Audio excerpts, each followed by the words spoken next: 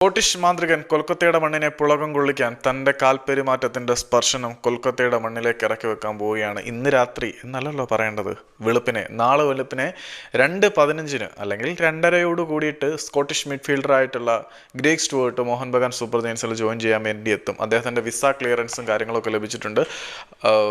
നമ്മുടെ ഗ്രേഗ് സ്റ്റുവർട്ടിൻ്റെ മാത്രമല്ല visa clearance ലഭിച്ചിരിക്കുന്നത്, മറ്റൊരു മോഹൻ ബഗാൻ സൂപ്പർ ജയൻസിൻ്റെ താരമായിട്ടുള്ള ആൽബർട്ടോ